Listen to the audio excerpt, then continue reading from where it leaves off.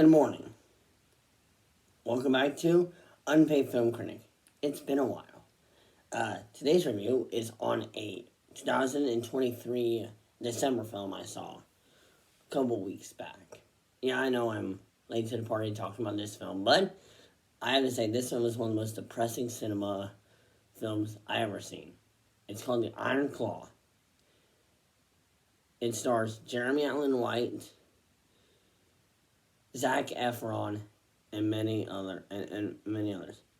And it is the most heartbreaking wrestling film ever. Like, going in, you think it's going to be one fun sports drama film that's all sunshine and rainbows, and then not even halfway through, like a quarter in, it just hits you with a gut punch, and then you think the gut punch is over, but then they hit you with but then they start hitting you in all the places, and then you're just like, gosh, when is this movie gonna be done? But you're not looking at the time because you're wondering when it's being done. And I'm like, when is the pain of this film gonna be done? And it's not gonna be done. Like, this film is so sad and so hard to watch, but yet the acting is so phenomenal. I mean, Jeremy Allen White, I remember watching him from Shameless, and I remember watching him from The Bear. I watched those too. Shameless is really good. He made his breakout hit in that show. But, gosh, he gives a gut-wrenching performance in this film, playing Zac Efron's brother. And I just look at this film, and I'm just thinking it's a piece of art. Like, it is phenomenal. Zac Efron gives this amazing speech where he says, I used to be a brother of 5, and now I have no brothers. To his own kids. And you just feel it, because he had to go to them. He had to watch them all. How do I say this without triggering YouTube's thing? There's a lot of self-deletion in this movie.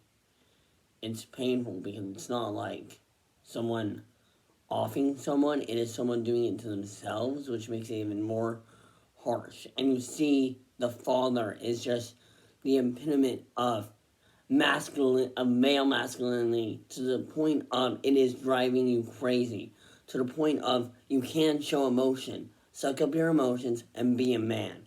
And these kids do that, and then they end up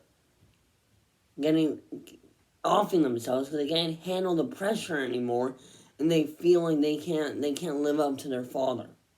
They can't be a man anymore. I mean, this one really talks about the pains of masculinity and how it's painful to the soul. And we're wrestling in general. Like, I've always never been really a fan of wrestling, but this one really opened my eyes to the brotherhood and the artwork in the wrestling community, like the brotherhood of all the wrestlers. Like, even though the wrestlers are fighting each other, they can still come together in this time of need. And it's so amazing watching the film. Like, I really recommend you watch this film when you can. I'm sorry it got stumped on the Oscars. Don't worry, we'll talk about the Oscar stuff in another video, but I really want to talk about the Iron Claw and how tremendous I just love this film.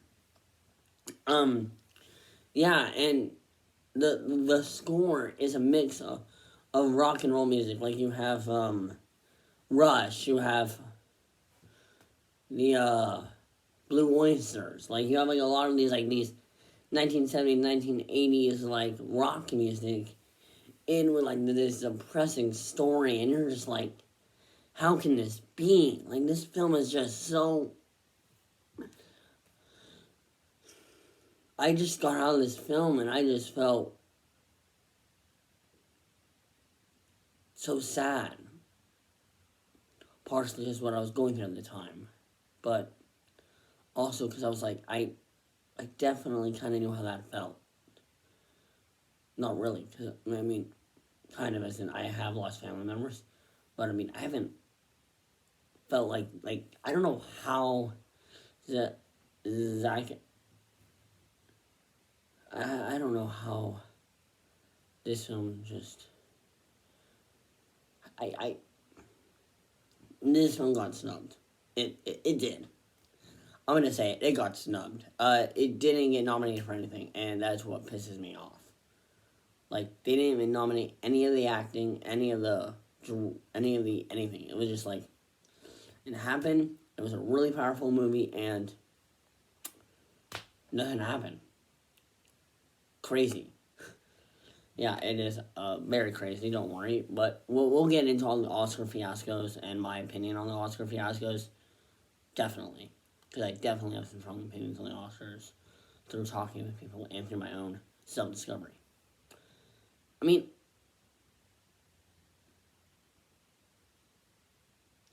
just this film is just so hard to talk about without just feeling sad. Like, it really changes your emotion. It really changes you as a person. And I feel like that is great for cinema. I think that is one of the important things of cinema. The cinema is able to make something so memorable that when you see an ad for it, you immediately go into the comments. Because there's this one scene where they're all laughing and dancing. I never watched it when I saw they played an ad and they're all laughing and dancing. And you look in the comments, and everyone who's watched the scene is like, I know what happens next. And it's a gut punch. Like, it is before the gut punch, and you think it's all happy because one of the brothers is getting married, and then, and they're all like, yeah, we're gonna have a baby, everyone's gonna be an uncle, I'm gonna have this whole family, and then the gut punch happens. The family starts withering away, and then depression sets in. They get injured. They have to realize that they can't always, that wrestling isn't there for them. Their father forces them back into wrestling, saying, no, this is my legacy, I'm passing it on to you. It really talks about how legacy hurts. I haven't had to go through this, but it's like when people want you to become what the family tradition is, and you try it, and you're not good at it, but the family keeps on trying you to do it, and you think you're no good, and that's what causes them to go down that path of self-deletion. I'm sorry, but this film is so, I'm not spoiling how, I'm just saying that there is a lot. Like, this film is just depressing as shit. It is depressing. It is like you're, I've never felt that depressed since I watched probably, All Quiet on the Western Front and Killers of the Flower Moon. I know, two films I haven't reviewed on this channel yet. Don't worry, I'll get to those later, but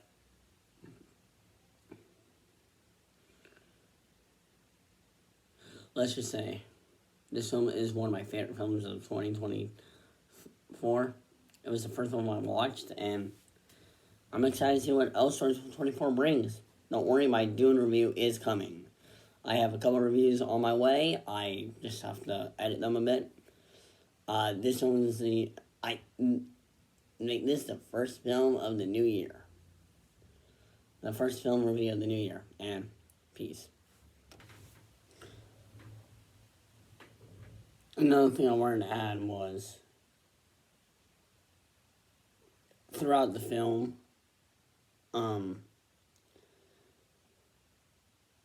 whenever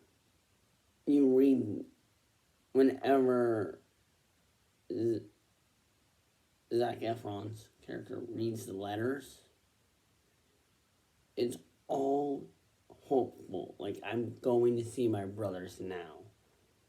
Like, it feels like the reason why they're forced into that position is because they're missing their brothers. It's driving everyone. It's just so sad watching this family. Like, they're so strong, like, when they're together, and then they just break apart. It really shows you the value of having family, and